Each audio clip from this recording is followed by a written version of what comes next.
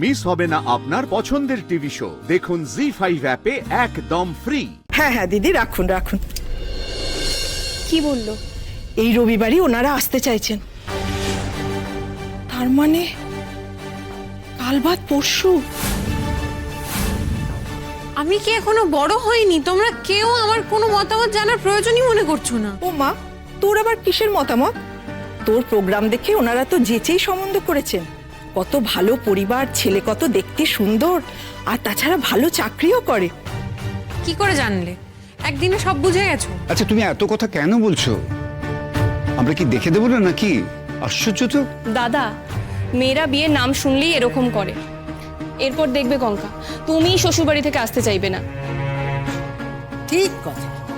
হ্যাঁ, তখন দেখবো যে আমাদের বাড়ির প্রতি কি রকম টান থাকে। তারপর তো শুনছি ছেলে নাকি বিদেশ যাবে। আমার বিদেশ যাওয়ার কোনো ইচ্ছে নেই। শোনো কঙ্কা, অনেকক্ষণ তোমার কথা শুনছি, এবার আমাদের কথা শোনো। তোমার বিয়ের জন্য যে পাত্র খোঁজা হচ্ছে এটা তুমি জানতে? এমন তো নয় যেটা প্রথম। তাহলে তুমি এত রিয়াক্ট করছো কেন? আমি তো সেটাই বুঝতে পারছি না। আরে বাবা, ভালো ছেলে, ভালো ছেলের সঙ্গেই তো তোর বিয়ে দেওয়া হবে। তোরা তো রাগ হচ্ছে কেন বলতো? ওখানেই বার্তা নেই, সকাল সকাল নিচে নামতে না নামতেই। শোনো, তুমি তৈরি থেকো, পরশুদিন ওনারা আসবেন তোমাকে দেখতে। তুমি তো সবকিছু ফিক্স করে দিলে মা। একবারও আমাকে জিজ্ঞেস করেছো আমি পরশুদিন অ্যাভেলেবল কিনা? রবিবার দিন তুমি কোথায় আবার বিজি থাকবে? কি আছে তোমার রবিবার বলো তো? আমার তো নাচের ক্লাস থাকে মা। আরে বাবা, তোমার নাচের ক্লাস কখন থাকে? যদি এমন হয় ওরা কখন আসবে? দুপুরে বা বিকেলে? তোমার নাচের ক্লাস তো থাকে সকালে।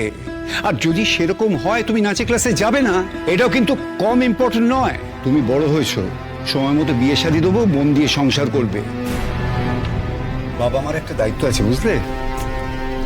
আরে ও দিদি ভাই, তুমি একটু আমার কাছে এসো। আমার ভালো লাগছে না এখন। আরে শোনো না, আরে আমি তোমাকে ডাকছি তো। আমার সময় নেই, আমাকে বেরোতে হবে, ইউনিভার্সিটি যেতে হবে। আমি এই, এখন ইউনিভার্সিটি কিসে? আমি তো বুঝতেই পারছি না ইউনিভার্সিটির প্রশ্নটা উঠছে কেন। তুমি না বললে দুদিন আগে যে সব ক্লাস হয়ে গেছে, এখন শুধু স্পেশাল ক্লাস হবে মাঝে মাঝে? রোজ যেতে হবে না? সেটা নিয়ে তুমি এখন কোয়েরি করবে? আজকে আমার ইউনিভার্সিটি আছে, কাজ আছে, তাই বেরোতে হবে। আচ্ছা বাবা যাও না, এরকম মেজাজ করছো কেন? আমি তো কিছু বুঝতে পারছি না। তুমি কিছু বললেই আজকাল মেজাজ দেখানো হয়ে যাচ্ছে। ও দিদি ভাই, আরে এদিকে একবার এসো না।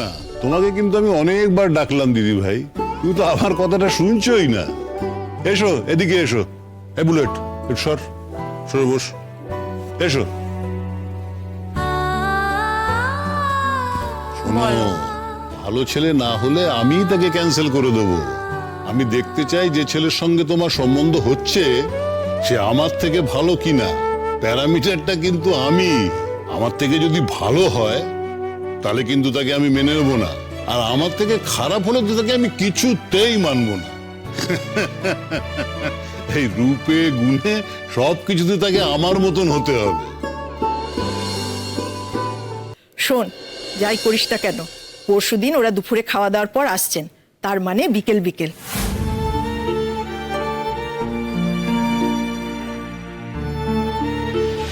কঙ্কা, কঙ্কা, এই কঙ্কা।